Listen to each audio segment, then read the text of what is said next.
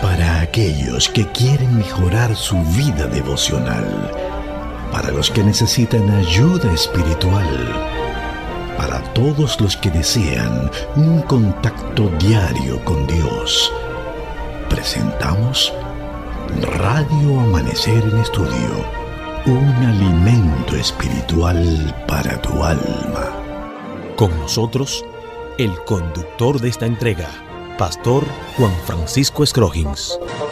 Amados hermanos, queridos amigos, gracias por acompañarnos. Estamos listos para iniciar la lección número 7 de este trimestre. Motivados por la esperanza es el título general de la lección que estaremos estudiando en esta semana.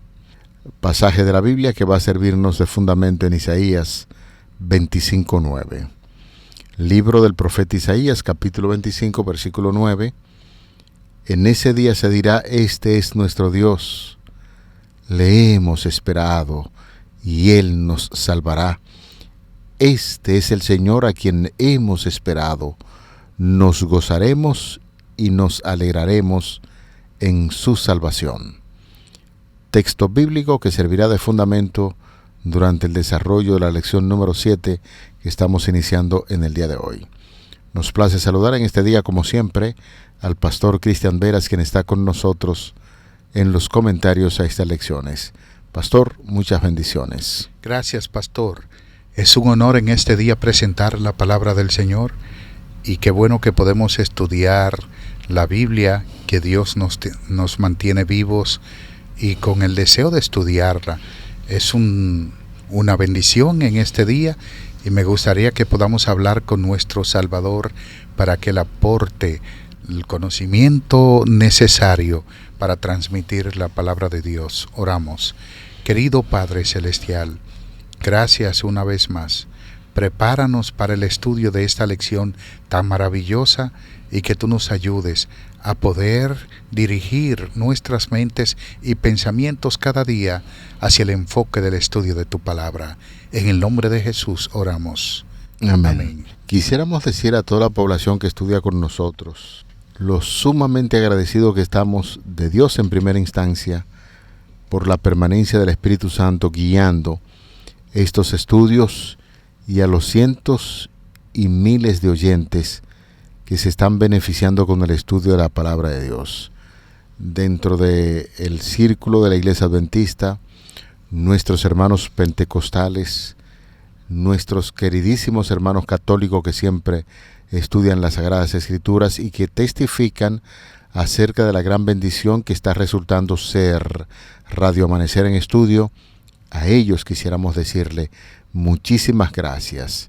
Y a la vez que externamos nuestro sentido de gratitud, le pedimos algo muy importante. Continúe orando por este ministerio de Radio Amanecer, la voz de la esperanza, y el fuerte énfasis para que Dios continúe dirigiendo los estudios que realizamos de la palabra de Dios de la Biblia a través de Radio Amanecer en Estudio. Pastor, esa es la gran realidad. Y los cientos de testimonios, amigos que nos llaman, que nos contactan por diferentes fuentes para decirnos gracias por el estudio de las Sagradas Escrituras. Iniciamos, pastor, un estudio interesantísimo que tiene que ver con motivados por la esperanza. Así es. Ahora que usted habla, pastor, de los hermanos católicos evangélicos, muchos amigos evangélicos, buenos amigos y católicos. Uno de ellos es un caballero que se llama Juan Guzmán. Tal vez usted no se acuerda de él, pero un día estábamos en Diario Amanecer, estaba como invitado ese día este servidor, y él quiso venir a escuchar la emisora en vivo. Grabamos su contacto, yo le acabo de enviar un mensaje ahora mismo, y quisiéramos enviarle un saludo. Ya hace muchos años, unos 8 años aproximadamente o algo más, hermano Juan Guzmán, donde quiera que esté, si no escucha, le envío un mensaje, que Dios me le bendiga. Todavía conservo su contacto, y la prueba es si todavía conserva usted ese que le escribí para saludarle y desearle un abrazo en Jesús. Amén, amén. Interesantes palabras, pastor. Yo quisiera pedirle que nos dirija en oración antes de entrar en detalles acerca de este precioso título que tenemos para toda la semana. ¿Cómo no? Querido Padre, oramos en este momento por todos aquellos que escuchan y leen tu palabra en todo el mundo, para que tu Espíritu Santo traiga salvación, vida eterna. Y, oh Señor, que a través de tus santos ángeles tú puedas ministrar a esas personas para que puedan enfilarse en el camino de la salvación. Gracias, oramos en el nombre de Jesús. Amén. Vamos a nuestro tema para el día de hoy, motivados por la esperanza. Si usted fuera a buscar una definición en términos generales sobre la esperanza, le diría el diccionario, es un proceso de fe. Oiga cómo empieza diciendo un proceso de fe. Habíamos dicho que la fe, en cierto sentido, se había cualquierizado, porque todo el mundo habla de fe como de un proyecto que tiene y piensa que va a resultar. Y nosotros decíamos aquí que la fe no debe mirarse de esa manera, sino de un proceso espiritual. Pues en este caso la esperanza debe ser un proceso de fe espiritual, y continúa diciendo la definición, y ánimo optimista basado en la expectativa de resultados favorables relacionados con eventos o circunstancias de la propia vida o el mundo en su conjunto. Y entonces en esta definición usted no va a encontrar muchos ingredientes y elementos espirituales, porque lo está viendo en términos generales. De ahí que estamos adornando la definición de esperanza para decirle que la fe tiene que estar incluida, pero esa fe espiritual, y esa esperanza vamos a verlo desde la óptica del gran sacrificio que ha hecho el cielo para que nosotros podamos vivir con optimismo y con el deseo de que estos acontecimientos que están ocurriendo en el país y en el mundo un día van a ser transformados por una vida nueva, una tierra nueva, que es básicamente lo que nosotros deberíamos estar pensando, que es lo que Jesús ha hecho por cada uno de sus hijos en la ancha faz de la tierra. Así es. La lección de esta semana inicia con un tono positivo, de hecho con un tema fascinante, motivados por la esperanza. ¿Qué cosa es la esperanza, pastor y estimados amigos? La palabra esperanza y esperar son sinónimos. En el Evangelio de Mateo, el capítulo 24, se nos habla varias veces de velad y esperad. Esperad en un imperativo, y nos está hablando de esa esperanza. ¿Cuál esperanza? El acontecimiento glorioso de la segunda venida de Cristo. Al Israel literal se le predicaba o proclamaba cada día que tuviesen esperanza. ¿Cuál era la esperanza de Israel, pastor? La primera venida de Cristo. Si Cristo vino por primera vez, que era el libertador, no de la esclavitud física, sino espiritual, entonces el Israel de Dios tendría esperanza. Y ya conocemos que eso ocurrió. Es histórico y lo hemos dicho ya. Ahora, la esperanza en el concepto bíblico conlleva a una comprensión de lo que son las promesas cristianas. En Tito 2:13, por ejemplo, Pablo dice, aguardando la bienaventurada esperanza del pronto regreso de nuestro Señor en gloria y majestad. De manera que, como en Romanos capítulo 8, versículos 24 y 25, que revela que esperanza significa esperar algo pacientemente, porque en esperanza fuimos salvos, pero la esperanza que se ve no es esperanza, ya que lo que algunos ve, ¿para qué esperarlo? Dice Pablo, pero si esperamos lo que no vemos, con paciencia lo aguardamos. Esperamos por lo que aún no tenemos. Esperamos pacientemente que Dios cumpla sus promesas, y esa esperanza es que en algún momento en nuestra desesperación final, en el tiempo del fin, en el desenvolvimiento del gran conflicto, Dios aparecerá en las nubes de los cielos para llevarnos a un lugar mejor. Eso es esperanza. Definitivamente es así. Y el énfasis que estamos haciendo para que podamos entender la esperanza desde la óptica del Evangelio es el lenguaje de esperanza, podríamos decir que es una palabra activa que implica seguridad y determinación. Los profetas hablan de tener una firme esperanza, una esperanza viva. Y eso es lo que nosotros podemos ver. Si tenemos esperanza, confiamos en las promesas de Dios, tenemos la certeza interior de que si hacemos lo que el Señor establece en su palabra, vamos a recibir un galardón, sí, la paz en este mundo y la vida eterna del mundo venidero, que es básicamente lo que nosotros podríamos estar anidando en nuestro corazón. Por eso, bajo ninguna circunstancia podemos perder el significado de ese término, de esa expresión que tiene que ver con la esperanza desde la óptica espiritual. Así es. Hay diferentes tópicos dentro de la esperanza, como esperanza de vida eterna, esperanza en la resurrección, porque si no resucitamos, entonces no hay esperanza, ¿verdad? Claro. Estuvimos hablando en una entrega pasada acerca de eso, y decíamos que Cristo resucitó, primicia de los que durmieron es hecho, de manera que en Cristo todos resucitaremos. La esperanza también de tener una casa, un vehículo, una mejor vida, en fin. La esperanza puede tener varias ramificaciones. Ahora, hay una sola esperanza genuina, y es la esperanza en la vida eterna. Las demás esperanzas son pasajeras, y no es que es malo, pero a veces pueden ser ilusorias. Hay personas que nunca llegarán a tener un vehículo. Hay otros que nunca llegarán a conocer otro país y tienen la esperanza. No sé si me hago entender. Claro. Por eso la esperanza en esas cosas es pasajera e ilusoria, pero la esperanza de la vida eterna, que es la que debe embargarnos a cada uno de nosotros, es la esperanza de salvación que Cristo nos dará en el momento de su segunda venida. Por eso estamos hablando de elementos espirituales.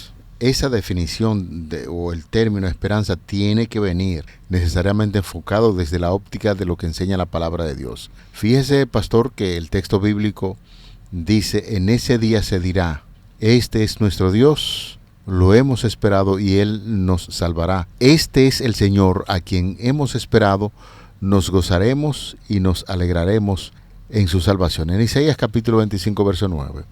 Algunas personas podrán decir, bueno, pero que quizás en ese tiempo se esperaba un personaje que pudiese cumplir con esos requisitos, pero aquí hay una proyección, una profecía que tenía que ver incluso con la segunda venida de nuestro Señor Jesucristo. Y es precisamente esto, señores, la segunda venida de Jesús es uno de los temas centrales de las Sagradas Escrituras. Por eso se está citando el Antiguo Testamento. Isaías 25:9 está hablando acerca de la próxima venida de Jesús y no de la primera venida de Cristo. La segunda venida de Jesús, repetimos, es el tema central de las Sagradas Escrituras. Es un hilo de oro que recorre todas las páginas sagradas, que es la Biblia, y un erudito ha calculado que hay 1845 referencias a la segunda venida de Cristo en el Antiguo Testamento. En los 260 capítulos del Nuevo Testamento hay más de 300 referencias al regreso de Cristo, y uno de cada 25 versículos lo menciona. De manera que la gran esperanza que tiene el pueblo de Dios históricamente, tanto en el Antiguo como en el Nuevo Testamento, es lo que nosotros esperamos en el día de hoy, la segunda venida de Jesús. Me agrada ese texto, pastor, de Isaías, el capítulo 25, versículo 9. Si usted pudiera leer el versículo 8, pastor, y ahí mismo entrelazarlo con el 9, que es parte de un mismo texto, esto es fascinante. Y antes del pastor leer, me gustaría que sepamos que ese texto se encuentra en el marco del pequeño Apocalipsis.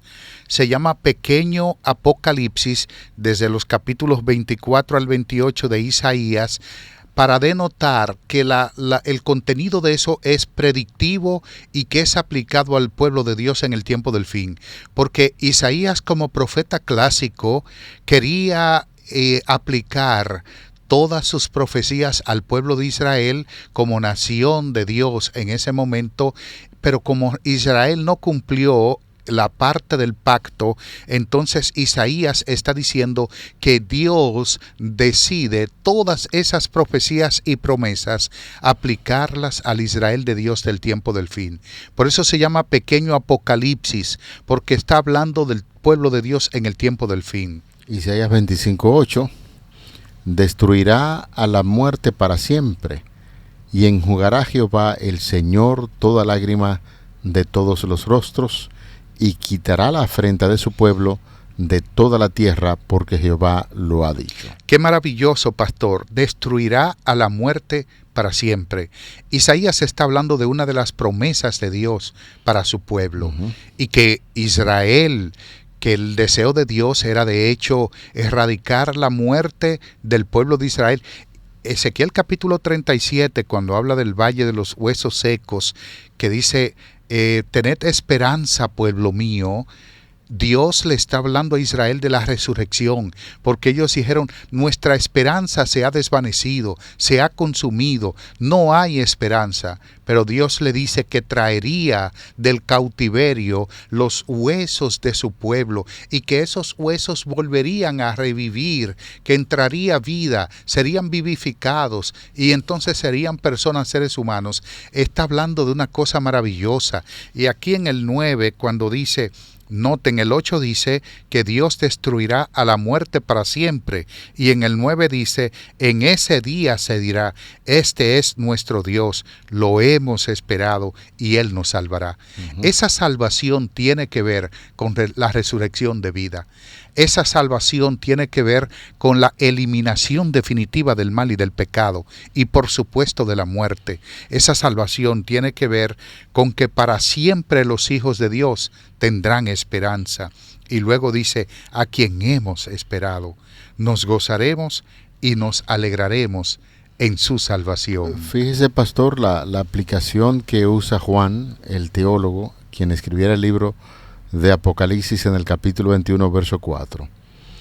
Vamos a leer de nuevo Isaías 25, versículo 8, que el pastor nos mandó a leer para que entremos en un contexto.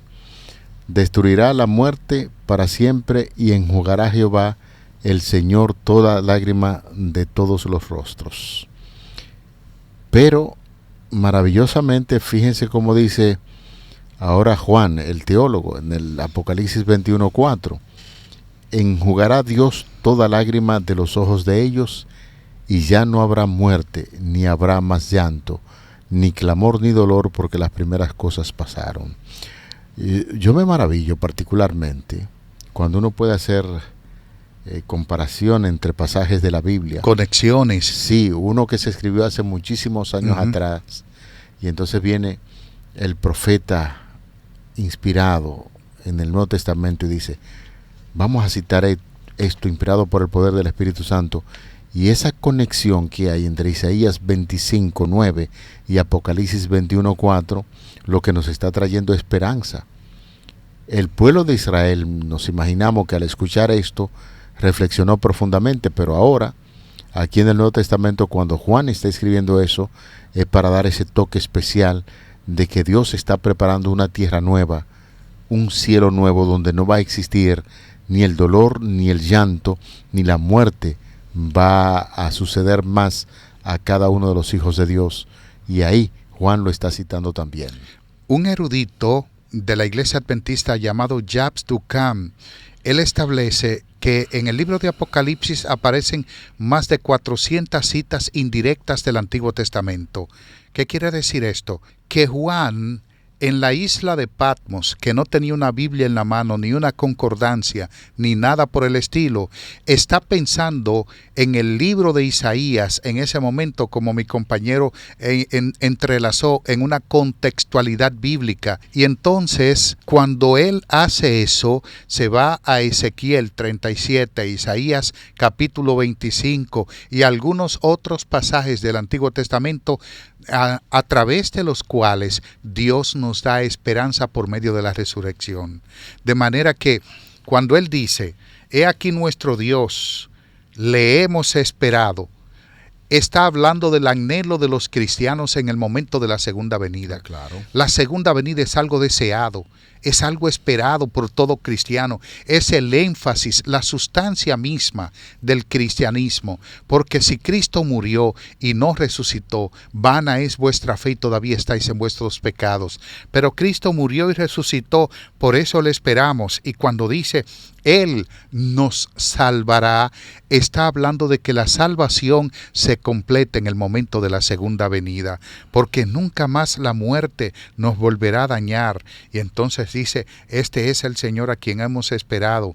Nos gozaremos y nos alegraremos en su salvación. De manera que Juan, por inspiración divina en el Apocalipsis, pensando en el Antiguo Testamento, está relatando una de las historias fascinantes de Isaías para describir de que el Israel espiritual de Dios en el tiempo del fin se gozará al ver la segunda venida de Cristo, porque Él nos salvará completamente, eliminando la muerte y otorgándonos la redención y la resurrección a la vida eterna. Definitivamente, esta es la gran motivación que tenemos nosotros en la actualidad. Ha sido la motivación histórica del pueblo de Dios, ver esos días maravillosos, y especialmente ya en el tiempo del fin. Jesús va a venir, pero no será, señores, como su primer advenimiento. No, por supuesto que no. Recuerdan aquel niño de Belén. No como cabalgó al entrar en Jerusalén, cuando los discípulos alabaron a Dios con fuerte voz y clamaron, Hosanna, sino que Jesús vendrá en la gloria de su Padre y con todo el séquito de los ángeles para escoltarlo en su traslado a la tierra. Por eso, amigos, es impresionante esta declaración cuando nos habla acerca de que todo el cielo se va a vaciar de ángeles mientras los santos lo estén esperando mirando hacia el cielo, como lo hicieron los galileos cuando ascendió desde el monte de las Olivas. Entonces únicamente los que sean santos, los que hayan seguido plenamente al dechado, se sentirán arrobados de gozo y exclamarán al contemplarle, he aquí, este es nuestro Dios, le hemos esperado y al fin nos salvará. Pastor, no sé, mientras nosotros estábamos haciendo ese comentario, algunas personas dejaban ir su mente al cuadro final de lo que va a acontecer aquí en esta tierra, en tanto que otros posiblemente estaban pensando, bueno, pero esos pastores, el pastor Veras y el pastor Scrogen, ¿están soñando acaso? No, esa es la gran realidad, y ahí es donde está precisamente la situación de que muchos crecen espiritualmente. Hay otros que miran esto como si fuera un cuento o alguna escena así como de un sueño. La gran realidad, y es lo que nos anima y nos motiva a nosotros a seguir adelante, es lo que la palabra de Dios enseña acerca de la pronta venida de Jesús a esta tierra, de su regreso que trae esperanza en medio de un mundo corrupto, en medio de un mundo de sufrimiento, de dolor. Escuchar que Cristo viene muy pronto para poner fin a esta cosa es nuestra gloriosa esperanza. Así es. Era una tarde gris como cualquier atardecer invernal en los Estados Unidos de América. Ahora, las agitadas y frías aguas del océano vieron un submarino llamado el S-4 que completaba su ruta de recorrido de prueba por debajo del agua y comenzaba a emerger. Inclinados hacia arriba y a través de las gélidas olas, el capitán revisó por el periscopio a ver si había alguien en la superficie, pero absolutamente no había nadie. Momentos después, otro barco llamado el Cutter, guardacostas Spalding, embistió al S-4 por un costado, llevándolo al fondo del mar, a 1.700 metros de la playa y tan solo a unos 30 metros de profundidad. El S-4 yacía en el fondo del mar, del océano. Ahora, la condición climática hizo imposible el rescate y un primer buzo consiguió llegar unas 22 horas después donde había ocurrido el accidente, abriéndose paso a través del navío hundido, pero sus botas de plomo, cargadas de plomo, golpeaban la concha de metal, el casco, y escuchó unos leves toques provenientes del cuarto de torpedos. ¿Habría sobrevivido alguien a este terrible desastre? La respuesta es sí. 6 hombres que estaban encerrados en su tumba líquida en el cuarto de torpedos, a través del código Morse se comunicaron. Pero horas después ellos preguntaron, ¿hay alguna esperanza? Porque se hizo imposible el rescate. Y aunque estaban a 1.700 metros de la playa y estaban a 30 metros de profundidad, no fue posible rescatarlos con vida. La pregunta hoy se repite, ¿hay alguna esperanza? La respuesta es sí.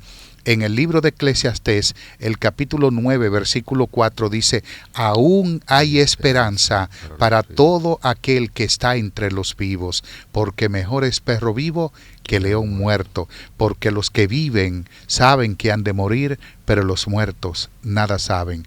Hay esperanza para ti, mi amigo, y esa esperanza es la vida eterna que Cristo nos dará en su segunda venida. Amén. Gloria al Señor.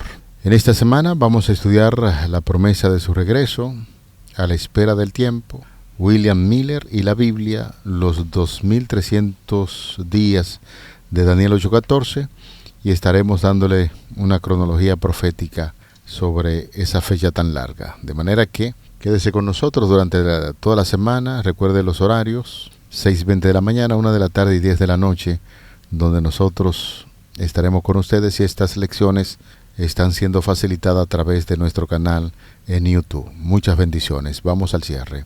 Padre, agradecemos por esta lección que inicia, una lección de esperanza, esa esperanza que tenemos en la segunda venida de nuestro Señor Jesucristo para cambiar este sistema de cosas dañado, este sistema corrupto, para tener paz y seguridad donde la muerte se va a vencer y nosotros esperamos vivir contigo por toda la eternidad. Favor que pedimos en el nombre de Jesús. Amén. Amén. Amén. Para aquellos que quieren mejorar su vida devocional, para los que necesitan ayuda espiritual, para todos los que desean un contacto diario con Dios, hemos presentado Radio Amanecer en Estudio, un alimento espiritual para tu alma.